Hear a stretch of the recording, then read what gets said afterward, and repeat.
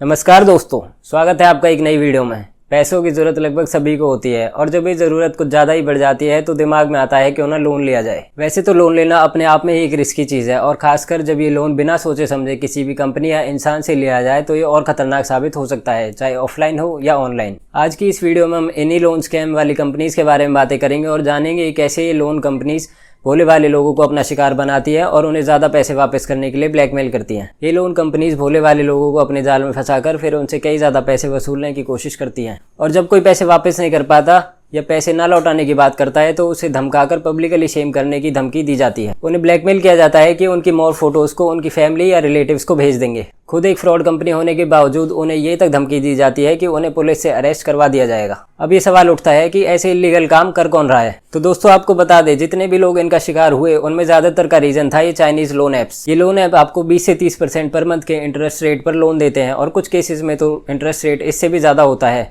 अगर ईयरली देखा जाए तो ये एक बहुत बड़ा नंबर है। लेकिन यही लोन अगर आप किसी आरबीआई के रजिस्टर्ड बैंक से लेंगे तो आपको 10-12% पर ईयर के इंटरेस्ट रेट से मिल सकता है। दोस्तों अब देखिए, इन दोनों इंटरेस्ट रेट में ज़मीन और आसमान का फ़र्क है। कहाँ 20 से 30% पर मंथ और कहाँ 10-12% पर ईयर। आइए जानते हैं इन लोन ऐप्स के पास आपका डेटा कहाँ से आता है। तो जैसे ही आप किसी ऐसी स्कैम वाली लोन ऐप को इंस्टॉल करते हैं तो सबसे पहले आपको अपने मोबाइल नंबर से रजिस्टर करना पड़ता है और ये आपसे आपकी फोटो गैलरी और कॉन्टैक्ट डिटेल्स के एक्सेस मांगती हैं, जैसे कि आप अपनी स्क्रीन पर देख सकते हैं। फिर आप अपने डॉक्यूमेंट्स अपलोड करते हैं, जैसे कि Aadhaar card, PAN card, bank account details. जैसे ही आप ओके पर क्लिक करते हैं तो आपके फ़ोन के सभी कॉन्टैक्ट डिटेल्स और फोटो के एक्सेस इनके पास चले जाते हैं और जिसका इस्तेमाल ये बाद में आपको ब्लैकमेल करने में करते हैं और उन फोटोज़ को एडिट करके और किसी दूसरी फोटो के साथ जोड़कर आपको ब्लैकमेल किया जाता है। शुरुआत में कुछ पैसे आपके अकाउंट में ट्रांसफर कर दिए जाते हैं और बाद में उन्हीं पैसे को डबल करके वापस मांगा जाता है। कुछ टाइम पहले एक न्यूज़ भी सोशल मीडिया पर तेज़ी से वायरल हुई जिसमें एक हस्बैंड और वाइफ ने अपने बच्चों को जहर देकर खुद को फांसी लगा ली और रीज़न था ये लोन ऐप्स। उन्होंने एक लोन ऐप से कुछ पैसों का लोन लिया था और वापस न कर पाने पर उस ऐप के एजेंट्स ने उन्हें ब्लैकमेल करना शुरू किया और बात इतनी बढ़ गई कि उन्हें ये गलत कदम उठाना पड़ा। रिकवरी एजेंट्स उन्हें कई महीनों से परेशान कर रहे थे और उनकी फ़ोटोज़ को मॉर्फ करके सोशल मीडिया पर अपलोड करने की धमकी दे रहे थे।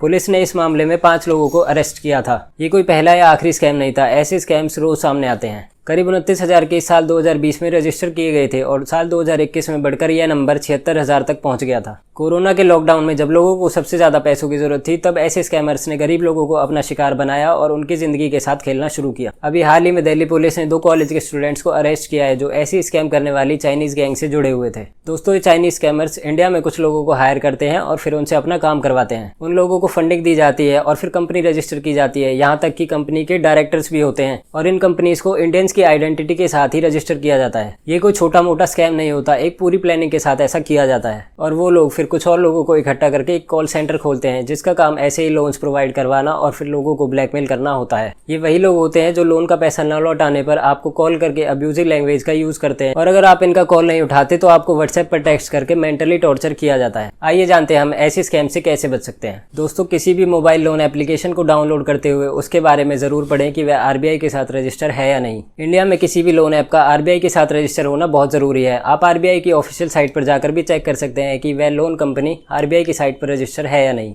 आपको आरबीआई की साइट पर जाकर कंपनी का रजिस्ट्रेशन नंबर डालना है और चेक करना है। टर्म्स एंड कंडीशंस को ध्यान से पढ़ें। ज़्यादातर लोग टर्म्स एंड कंडीशंस को बिना पढ़े ही एक्सेप्ट कर लेते हैं जिसकी वजह से ऐसे स्कैम्स होते हैं। कई बार टर्म्स एंड कंडीशंस पे ज़रूरी चीज़ों को इतना छोटा लिखा जाता है ताकि सामने वाला उन्हें पढ़े ही ना। और किसी भी लोन ऐप को परमिशन देते हुए ध्यान रखें कि उनके पास आपकी फोटो गैलरी के एक्सेस ना हो और अगर ज़रूरत पड़े तब भी सिर्फ लिमिटेड एक्सेस ही हो। आरबीआई ने साफ कहा है कि कोई भी मनी लैंडिंग कंपनी कस्टमर्स का डेटा सेव नहीं कर सकती, सिर्फ नेम, एड्रेस और आपकी कॉन्टैक्ट डिटेल्स के अलावा। अगर कोई लोन कंपनी आपकी फोटो गैलरी या कॉन्टैक्ट्स का डेटा एक्सेस करना चाहती है तो ऐसी एप्लीकेशन को कभी भी यूज़ ना करें। और हमेशा लोन लेते हुए लोन एग्रीमेंट का होना बहुत ज़रूरी है। ज़्यादातर केसेस में देखा जाता है कि इंस्टेंट लोन वाली कंपनीज बिना एग्रीमेंट के ही लोन दे देती हैं ताकि वो बाद में स्कैम्स कर पाएं। इन एग्रीमेंट का काम कस्टमर के राइट्स को प्रोटेक्ट करना भी होता है ताकि कस्टमर को पता हो कि क्या इंटरेस्ट रेट है, कितनी ईएमआई देनी है, कितने टाइम का लोन है, प्रोसेसिंग फीस क्या है और अगर लोन वापस नहीं कर पाए तो क्या पेनल्टीज होंगी। इन सभी डिटेल्स का कस्टमर को पता होना बहुत ज़रूरी है। अक्सर स्कैम वाली लोन ऐप्स ऐसे एग्रीमेंट्स को अवॉइड करती हैं और कई बार देखा गया है कि ऐसे स्कैमर्स के मैसेजेस में स्पेलिंग मिस्टेक्स भी होती हैं क्योंकि कुछ अनपढ़ लोग इन स्कैम्स में इन्वॉल्व होते हैं। तो अगर किसी साइट पर या आपके लोन ऑफर में स्पेलिंग मिस्टेक्स हैं तो हमेशा ऐसी बातों का ध्यान रखें। और अगर आप किसी ऐसे स्कैम में फंस जाते हैं तो सबसे पहले आपको साइबर पुलिस को रिपोर्ट करना है। उसके बाद आप आरबीआई की साइट पर भी रिपोर्ट कर सकते हैं और गूगल प्ले स्टोर पर ऐप को भी रिपोर्ट कर सकते हैं। इस वीडियो में यहाँ तक बने रहने के लिए आपका बहुत बहुत धन्यवाद। अगर आपको यह वीडियो पसंद आई हो तो इसे अपनी फैमिली और फ्रेंड्स के साथ ज़रूर शेयर करें।